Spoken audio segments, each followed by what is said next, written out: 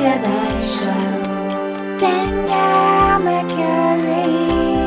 Welcome to the show. Welcome to the show.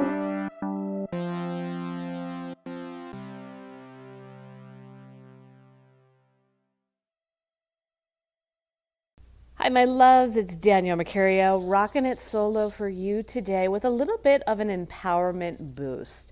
Sometimes we get into this slump where we feel like everything is piling up. We have all these goals, all these aspirations. We follow all of these inspirational people, and yet what do we do with it? Where do we go from here? How do we actually achieve the life that we want? How do we get back on track? How do we feel inspired by who we are? How can we have a sense of ease and confidence and flow when it comes to our life? How can we wake up in the morning and feel ready to go, not feel this weight, not feel this need to focus on all the things you have to do, to not be in the kind of despair of what isn't happening, and more so naturally be in a place where you feel like you're on the right track, where you feel like things are in flow, where you feel like your focus isn't always 100% on your healing.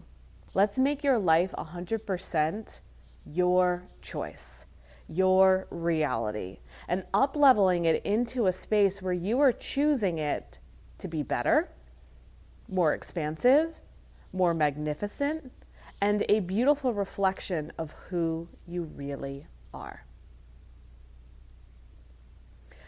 All right, so let's talk about this idea of choosing your life. You know, we chose this life from the moment we got the ping up in the cosmos that it was time to come down, right? We all came from somewhere, and that somewhere gave us some kind of indication, some kind of clue, some kind of nudge to say, hey, time to come to Earth, time to do the thing in Earth School. Time to learn your next series of lessons. Time to actualize your soul in unique ways on this planet. And you were like, cool, I'm here for it. You know, I heard about Earth, or I've been there before. I've been dying to go back. Is there any place that you've like gone on vacation or retreat or like lived before and you're always like, when do I get to go back? Many of you felt that way about Earth. You're like, when do I get to go back to Earthland? When do I get to go back and visit that planet? When do I get to embark on all the juicy things that it has to offer? Because there's more that I want to do, and I feel like Earth is going to really help with that. And so Earth, of course, is a place to learn. It is a place to grow. It is a place to be challenged. It is a place to heal. But it's also a place to work your magic. And sometimes in the healing journey, and please, let me say this to like start us off here. This is not about spiritual bypassing. This is not about thinking that you can get out of jail free card when it comes to the work that needs to be done. If there are things in your past that are holding you back, you got to look at them, right? You've got to address the trauma. You've got to address the shadows. You've got to look under the hood. However, there gets a point where you have to realize I've done enough. At this point in time, I feel complete with the lessons, with the healing, with the uncovering. And I'd like to just be in the open space, the opportunity of whatever that healing situation, that lesson, that trauma needed to show me. I'm ready to be on the other side of it. Okay, so use your discernment to understand that. Understand when it comes a point where you can't just stay in the wounds all the time. You can't just stay in the work all the time. You can't just stay in the shadows. Eventually you have to come out and see the other side and be in the light and be in the good fortune, the payoff of what you just did. You know, the universe does, and I don't like to use like punishment and reward, but the universe does like to reward you. It's like, thank you for taking the time to be supported. Thank you for looking at this trauma. Thank you for healing this wound. Thank you for being open enough to work on your family lineage. And now, why don't you be in the next level of your existence? Why don't you sink into this idea of abundance? Why don't you look at your life being a little bit easier now, a little bit manageable? Right? Part of why we do healing is because there is this kind of like karmic situation that happens, and there is this understanding with the universe that you will, heal and work through certain things. But again, part of this life is also to be in the joy, in the beauty, in the love, in the support, in the fabulousness that it has to offer, to be in the riches of it. And so If you want to claim your life, if you want to choose your life to be easier, if you want to choose your life to be more abundant, if you want to choose your life to be more accessible and more joyful and more fun, you have to choose it. It starts with you.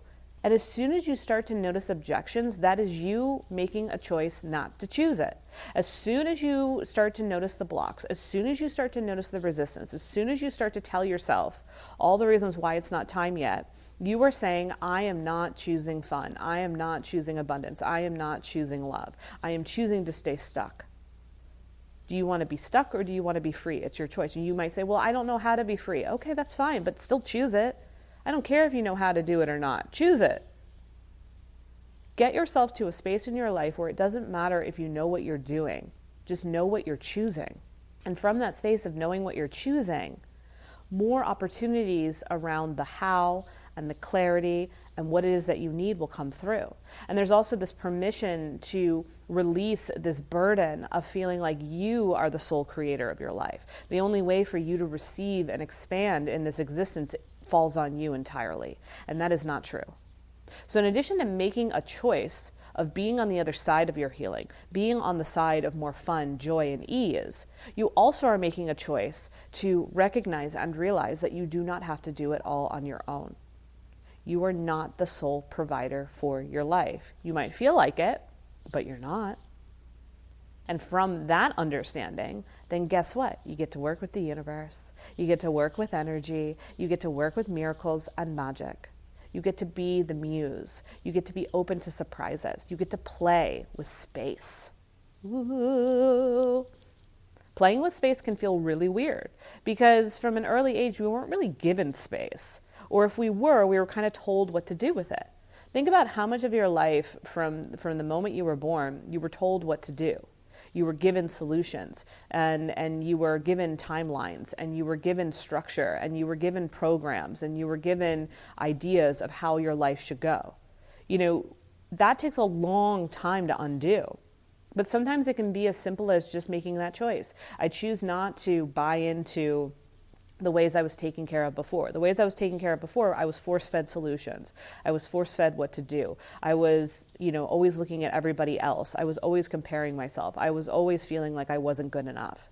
So now we make the choice to realize like all of that was just part of early onset conditioning, early onset programming. Part of it was necessary. Part of it was part of your learning. Part of it did keep you alive. Great. It served a purpose.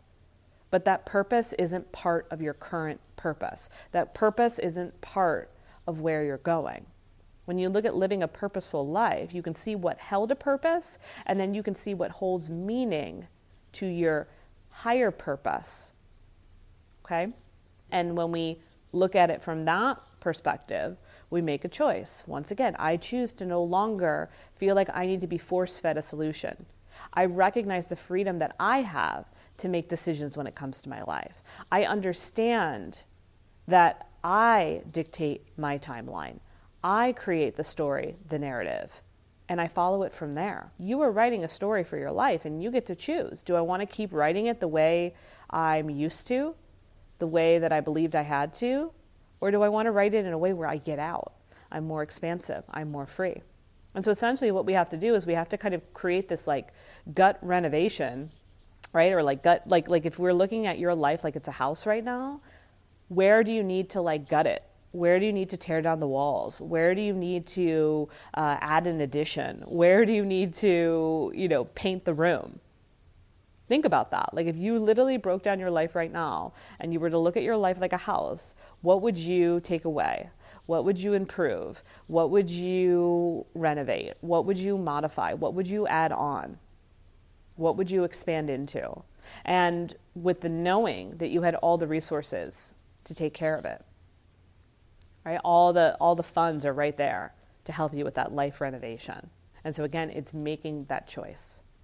It's making that choice to be available to the renovation of your current life, the expansion of your life, of knowing that you are allowed to do it, That's a big thing that happens as well when we get confused around making that choice. Yes, in theory, I can say, do you want to live in a more abundant life? You'll say, yes. Do you want to be happier? Yes. Do you want to have more money? Yes. Do you want to have more love in your life? Yes. Danielle, oh my goodness, yes, yes, yes. And you go to these events and these experiences and you get all hyped up on the high of the yes, yes, abundant life. Yes, everything is possible. And then you go home and you're back in your house that needs renovation, and then you're like, wait, how I don't know how, I just know I want it.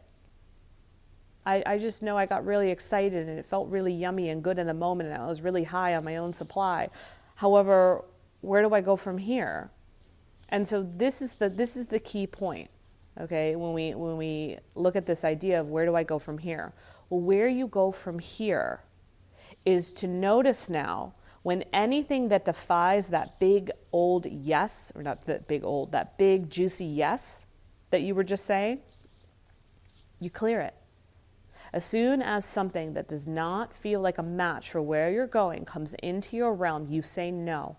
This is not a match. I don't care if it's given you money before. I don't care if it's given you love before. I don't care if it's given you joy before. I don't care if it's given you a means to survive before. If it doesn't feel like it matches that big, juicy yes, then it is a no. And are you willing to trust that? And if you say no, then you've got more work to do. But if you say, yes, I want to trust it, I want to be available for it, I want to see where it will go, where it will take me, then you are in for some really awesome surprises. You are in for some really cool ways of things working out. However, you have to be in that discernment. When you feel what it is that's possible for you, when you feel that expansion, when you feel that up level, there are going to be things that come your way that's going to test you. Your ego is going to try to interject. It's going to say, whoa, whoa, whoa, whoa, this is too much work. I don't like all this. I like it better when I'm force-fed solutions and I do what everybody tells me. And you have to allow yourself to get to that space of saying, your way is not actually easier. It feels like it's easier, but really deep down, it's just torturing me. It's just creating more sabotage. It's just holding me back. It's just tying me up.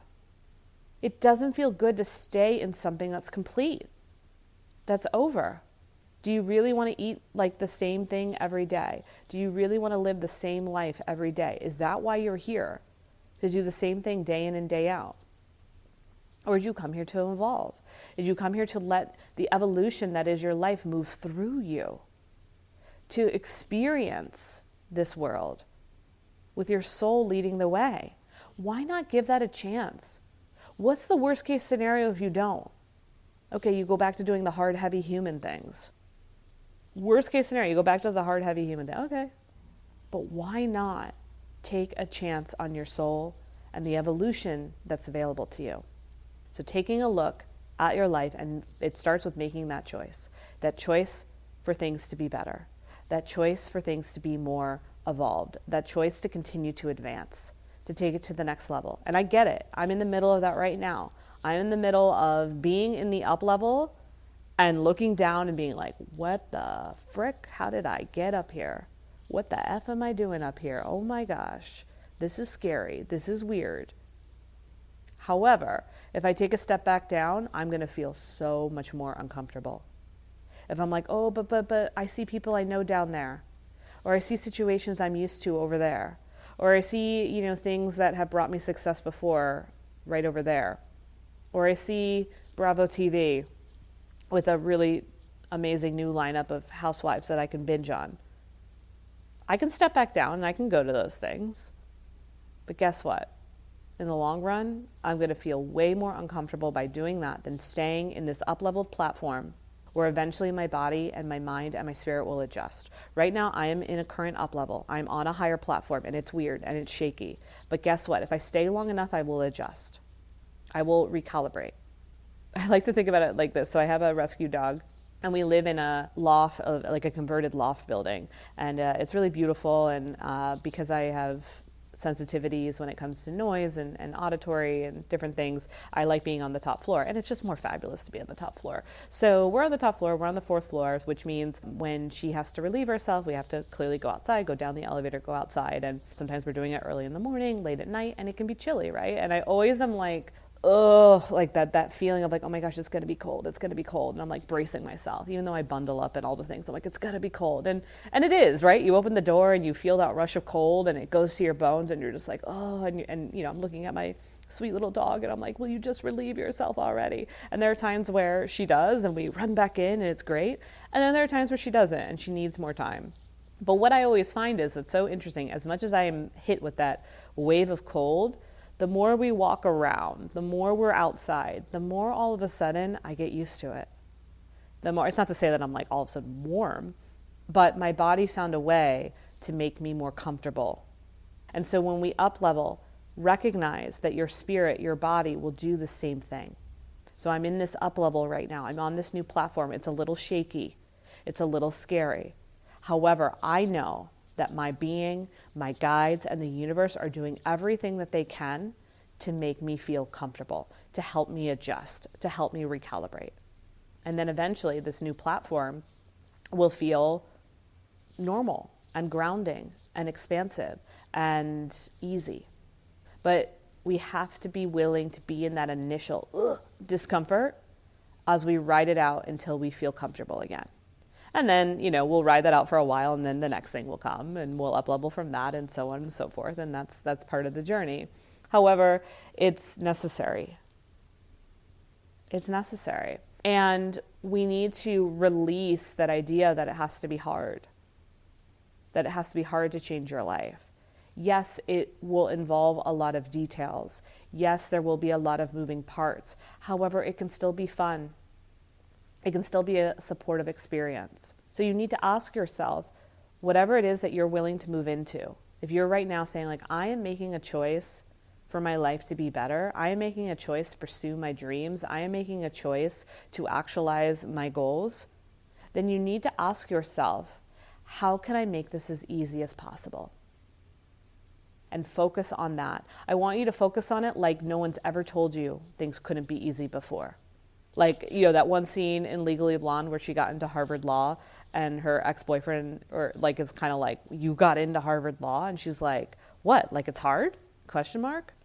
That's kind of how I want you looking at your life. Like what? Like it's hard? You know, like looking at any circumstance in your life where someone told you no, someone told you it wasn't going to be easy, someone told you it was going to be difficult, someone told you that, you know, it's not for you. Dismiss all of that. That doesn't exist in your current reality of focusing on what you want. In your current reality, you have so much freedom. You have so much space. You have so much opportunity. So do not drop into that old space of someone else telling you otherwise, of some kind of opinion. Drop into the space of recognizing it gets to be easy. It is easy. I dismiss any notion of it being difficult, hard, or not happening. And I fully step into learning about how this can be as easy as possible. Universe, show me ease. However, the disclaimer is you have to believe it. You can't look at the universe and say, I still believe it has to be hard, so you show me it can be easy. It's not going to work that way. The universe wants to take your openness, take your vulnerability, take your readiness for it to be easy and show you from that place. But it's not going to show you from doubt. It's not going to show you from your stubbornness. It's not going to show you for your like, prove to me. It doesn't work that way. So allowing yourself to release and drop the old parts of you that thought it had to be hard, that thought it had to be difficult, that thought you weren't smart enough or capable. I am telling you, you are so smart. You are so brilliant. You are so wise, and you are so magical. Please take that in. Like I'm saying it to you. Like if you're like, oh, that's probably another listener. No, you. You are smart. You are wise. You are brilliant. You are magic. And from that, you deserve ease. You deserve grace. You deserve to be shown a way that is much more in flow. So we have to gut out the old stuff, tear down the walls, remove anything that was a conditioned response around it being difficult, and now building this new house, this new life, with the understanding that there is always ease, there is always a solution, and it is always working out in your favor. Always. And from that, recognizing that it also happens on a full-time basis. Another question to ask yourself, how can I accept abundance and support on a full-time basis? How many of you accept it on a part-time basis? You're in a part-time relationship with the universe. You're in a part-time relationship with your dreams. You're in a part-time relationship with what it is that you want. Because the rest of the time, you're not sure if you can fully receive it. You feel like you have to justify it. You don't know if you can really have it. You're super involved in other people's dreams and their goals and their needs and their desires and their priorities. That you are on a part-time basis with abundance and the universe. One of the things that you have to realize when it comes to this idea of abundance, when it comes to this idea of your worthiness, you never have to return it. You never have to give it back. When the universe gives you a gift, it is yours. Keep it. Do not bring it back to the store. There is no return policies when it comes to what the universe provides you. Sorry, you can't return it. But there's a part of us that wants to. And that probably stems from, again, something we were told early on. That doesn't exist anymore. What exists now in your new currency, I accept all the gifts that the universe wants to give my way. I accept all the opportunities that life wants to provide me with. I accept it on a full-time basis. I am accepting a full-time gig of developing my relationship with the universe, of being in this abundance flow, and being in this auto loop of it being easy and resourceful and fun and luxurious. I want you to know, so when you start to give it back, when you start to drop down, when you start to limit your worth, let the universe gift you. That can come down to like with your pricing or your salary request, whatever it is, we have a number in mind. We know like, okay, and that's part of the universe being able to give you a gift, so to speak. It's like, okay, cool. You know your worth. We will find someone or some job that will match it. So cool. Believe that. You have to stay in that. If you're looking for a job and you're worth 100K, then the universe gift to you is matching you with a job that's 100K. If you are a healer and you charge $150 an hour, the universe will gift you with someone who would love to give you $150. That is a great exchange for them. We have to trust that exchange. But as soon as we, go back to, I trust the universe on a part-time basis, we say, actually I'm 100 an hour. Or actually, I don't need to negotiate my salary. That 90K is fine, or 80K is fine. We all of a sudden go to this place where we feel like we have to drop it a little bit. We have to give it back a little bit. Stay in the knowing. That's what we're talking about here. Stay in. If you're 150 an hour, great. And if anything, start to think about how you can increase to 175, how you can increase to 200 an hour, as it feels good to you. And you'll know. I've increased my prices a lot over the years. I started at like $15 a reading, to $44 a reading, to $100, to up to $500 for a reading. And it's only because every time, over the years, every time I've worked with people and I've held space and I've had sessions, the universe keeps sending me individuals that seem to have more abundance.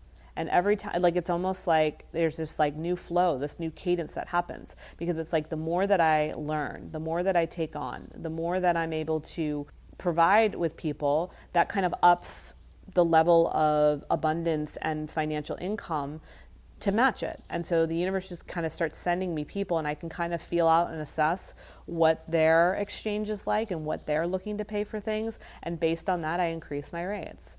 And I'm telling you, every time I increase my rates, I always get a new match, and we're always in alignment and we're grooving, so, and I don't return it. Like, I can't imagine right now going back to $44 for a reading. I would get so sick. I would get so burnt out. And I'm not saying, and like, please realize, like, I am not saying this from the space of like, $44 is a value if that's what you charge. And to the person that's a match for that $44, like, it's going to be perfect. But that's not where I'm at right now. It doesn't really matter what the number is. It's about the vibration and the frequency and the exchange. And the frequency and exchange for me is at a higher price point right now. That's just where it is. And it's the only way that will work. And I honor that, because if I don't honor that and I start to feel bad and I start to feel guilty and I start to think about all the people that can't afford me and I say, oh, well, maybe, just for this person, I'm telling you, I will be out of integrity. I will get sick. I will get burnt out. I will fry my nervous system and my energetic system. It'll be too much. I'll be on overload. It's not for me. So I have to trust that the people that aren't a match for me, but they're a match for someone else. And that's wonderful. Like, that makes me so happy, because I can't work with everybody. It's not possible on many different levels. And so I have to be honest with myself, which is hard sometimes. It's hard to set those boundaries, but it's the only way.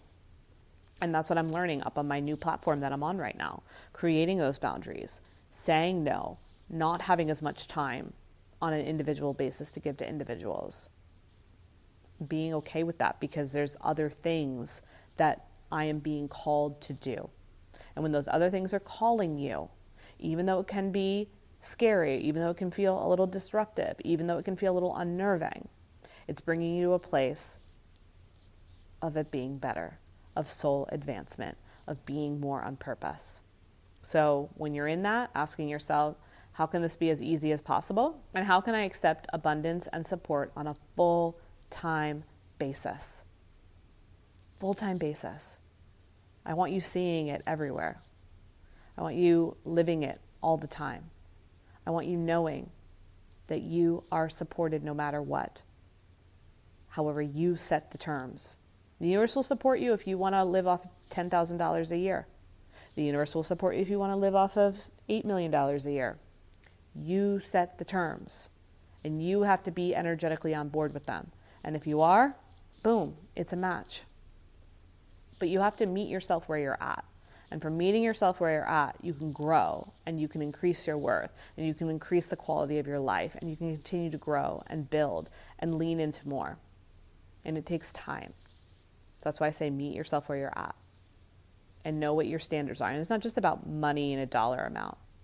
It's about, the kind of people you surround yourself with, the kind of environment that you live in, the ways that you choose to decorate your home, what it is that you need. You can be a minimalist and abundant.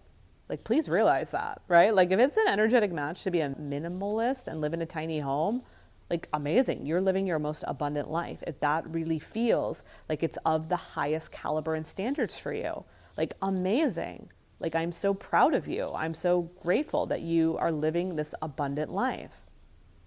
It's about what energetically feels good. And then the money, the house, the material, the people, whatever it is, just show up to be an equal match for you. And if you're looking for even more ways to up-level, maximize your worth, your potential, have a better relationship with money, then I highly, highly, highly recommend my friend Amanda Francis's Money Makeover course. I have been affiliate for it for years now, and it's been such an amazing platform and opportunity for individuals to really hone in on what's going on with their bank account, what's going on with their abundant mindset, what's going on in the spaces of lack, and really be in that space of magic when it comes to money, and responsibility when it comes to money, and love when it comes to money. All that is possible with this course, which is available now. If you choose to opt in, not only will you get this amazing program, I know there's payment plans available to make it really easy for you and your bank account. You can also get a bonus session with me. You'll get a one-on-one session with me where we uncover what's going on with money when it comes from the space of your soul. What did your soul intend to do when it came to resources and finances in this life? And where is there some lingering karma around it? We'll use astrology. We will use soul regression. We will use different tools to really get you into the space of understanding of what's going on when it comes to your soul currency and how that plays into your financial currency within this life. So if you're interested in signing up, go ahead and check out the show notes, look through the program, see if it's a good fit for you. If so, let me know and we'll get you that bonus session. All right, freaking adore you. So then we look at the space of, living a more actualized life, making a choice where you're really stepping up and choosing you. Our body is a piece of that as well. One of the things that I have struggled with in the past was body dysmorphia. I had an eating disorder, binge eating, and I was considered to be overweight. And so with those things, my body and the ways that I couldn't relate to it, the ways that I felt like it was wrong because I was the one that usually weighed more than my peers, and the ways that I would numb out from binging on food would always keep me small and keep me out of alignment and keep proving to me that I wasn't like everybody else. You know, my body from an early age felt like it was being monitored, felt like it was being watched, felt like it was being told how to be. And because of that, and because of the fact that I do believe that our soul has taken on many bodies and many lifetimes and many experiences, it takes time for us to develop a relationship with our human body. And if you're in an environment where that wasn't nurtured, where that wasn't recognized, where you were just kind of told how you should look, what you should eat, it very likely will backfire at some point. And for me, it really started to backfire right before puberty.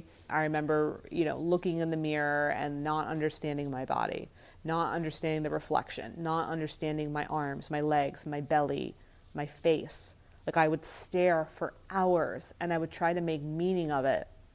And I couldn't connect. And then I started gaining weight.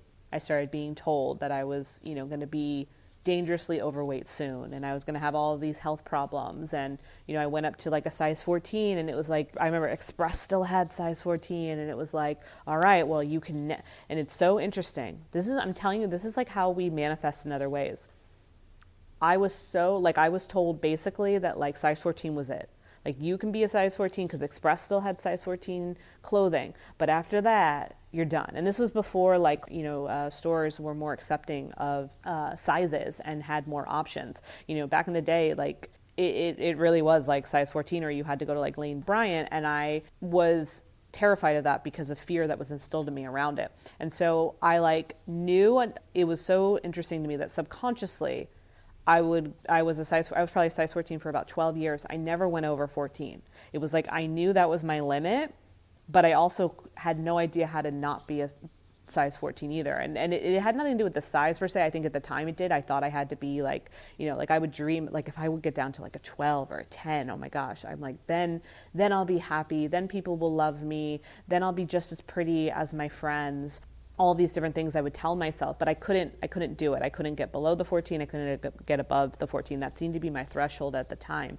And so I'd be this, size 14, always feeling like I was, the chubbier one. I was the one that didn't have any control, that didn't know how to take care of herself. That was always what I was telling myself. And then I would look in the mirror and I would be even more confused, right? And then, I would sneak and buy food and hide it in my room and go out in the woods and eat. I mean, I think there's an episode around like some of my former binge eating habits. And then after college when I started living by myself, that's when it really got out of hand because like there was no one watching me. So I could binge to my heart's content. And so I share all this because, our body is a reflection of what we're not on board with from an internal space. And for me, having the body dysmorphia, having the binge eating, feeling like, I wasn't as pretty or physically capable as other people, was showcasing where I wasn't allowing flow, where I wasn't allowing openness, where I wasn't allowing ease, where I wasn't allowing connection. I was so fixated on trying to receive external love that I never really focused on the internal love. I never really focused on the choices that I could make in my life. I never even thought about what does it mean to be aligned with my body? What does it mean to befriend myself? What does it mean to like my body and to trust my body? Because what I was showing was I didn't trust my body. I was always told that my body was not in the right condition, that there was something wrong with it, that I had no control, that I, was a hot mess, so to speak. that I was always on diets, that I was always like not understanding how to work with food. With anything, I knew more about food. I knew more about exercise. I was actually, during that time, I was like a lifeguard. I was a swim instructor. I was a spinning instructor. I taught aerobics. I ran, I swam, like I was doing all the physical things, but because I didn't trust my body, because I never got to know my body, I never got to really know myself, and I never got to really find that groove of what my body wanted. And it wasn't until around age 26, 27 that I started to lean into this idea of meditation, which allowed me to start to lean into this idea of possibly getting to know myself. And then from that space, I started to find intuitive eating, and I started to find ways to be more on board and on the same page with my body. And the more that I became on the same page with my body, the more I actually could look in the mirror and start to make like connections. Like I could start to see like, oh, this is what my body looks like. This is what my body does. This is what my body wants to eat. This is how my body wants to show up. And I found myself less drawn to the idea of binging, less, staring at the mirror and feeling so depressed and confused, and more on board with my body being a carrier and a vessel and a transport in this life.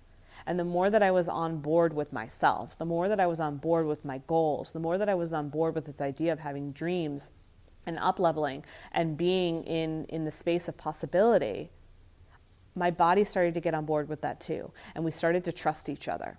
I realized so much that if I don't trust my body, then I'm in trouble.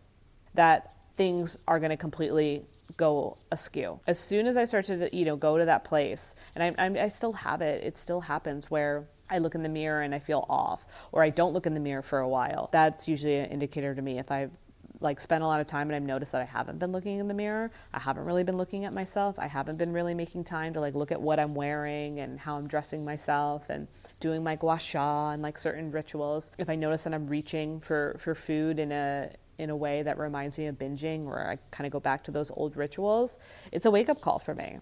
Because I'm like, whoa, what's going on right now? Why aren't my body and I on the same page? Why aren't we in a groove? And I look at that and I see what's going on. But for me, my body has always kind of been an external indicator of how I'm feeling internally. And before, when I didn't have any control of my body, was showcasing I didn't have any control of my life. And so as I look to even where I'm going forward, I have to be on board with my body. I have to make sure that my body is getting what it needs. Intuitively, when it comes to eating, when it comes to the way that I move it, when it comes to the way I like to sweat, when it comes to massage, when it comes to healing, all of that is necessary and important because it supports me being in this frame of mind and in this deep relationship with the universe where things are easy, abundant, and supportive on a full-time basis. My body is on board with that. And as far as my weight, and again, there's other episodes on it. We can go deeper in later ones. I have naturally been around a size 8, and I just say this for reference, for the last 10 years. And it's, for the most part, been because I've let my body be on board with me. I've let my body be on board with my spirit. I've let my body be on board with my soul. And I'm open to however it needs to change and flow and evolve. However, the understanding that it kind of went back and I shed a lot of weight. The reason why I shed a lot of weight was because I dropped the heaviness.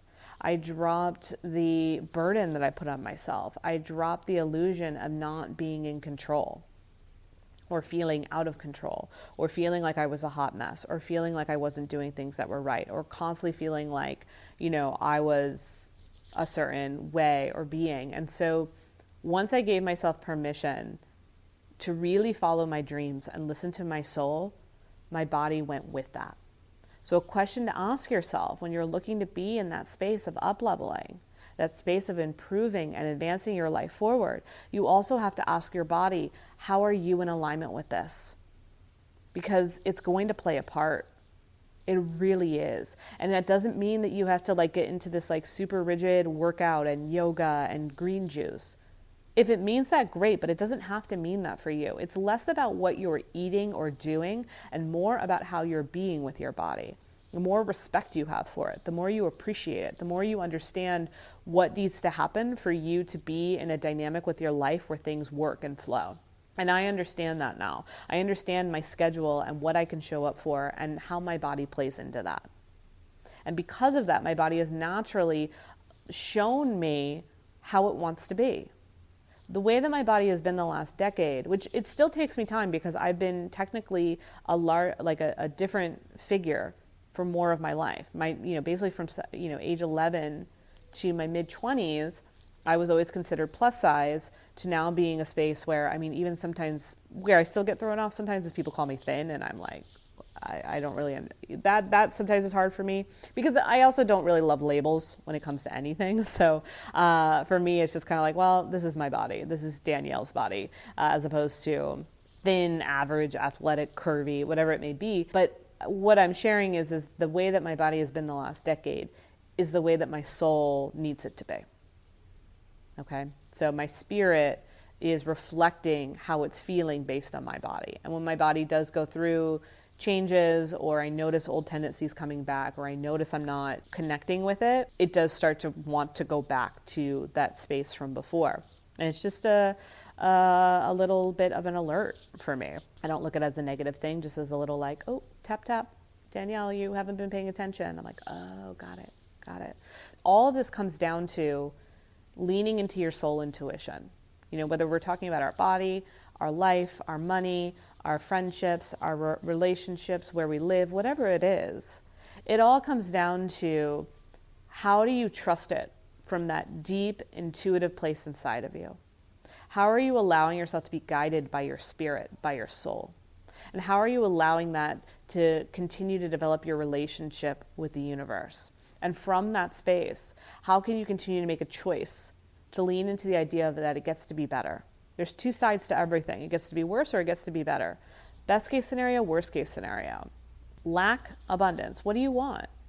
And once you decide what it is that you want, allow yourself to be in that adjustment period as you lean into how it can continue to be as easy as possible.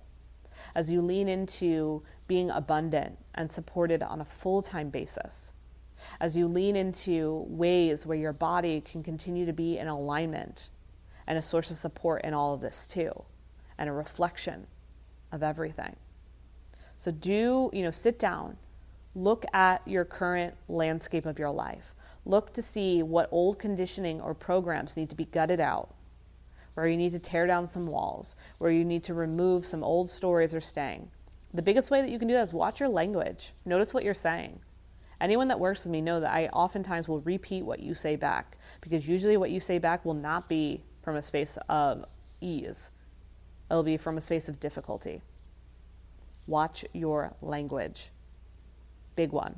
And from that, start to develop more of a relationship with the now, more of a relationship of understanding that you are supported and how you want that support to go, what you want that support to look like. And trust the process of being who you are.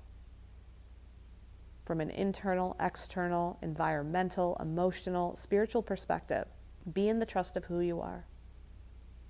And the more that you build that trust, the more you expand that dynamic, the more will flood through that will amaze you. The more evolution will move through your being. The more you will be able to experience this existence, not just as a journey, but as a joy. And from that, it's not about what you need to do, what else you have to do, where else are you going. It's more about I am existing, I am thriving, I am supported, and I freaking got this. And I know that it's all okay. And I know that it's better than okay. And I know that I am smart, wise, magical, amazing, because I choose it. I claim it. I choose to manifest my life in the best ways possible. I choose what's right for me. And sometimes I might not have the words to even be able to explain it. So don't ever feel like you have to justify, that you have to make people understand. You just have to be. That's it. That is your assignment here on this earth. Just be, honey. Just be. And if that's the case, how would you like to dress up that be? How would you like to indulge that part of you? How would you like to glam it up? How would you like to expand it? How would you like it to be even easier, more abundant, more amazing? The choice is yours. And I'm trusting you know which side to choose. All right, love you.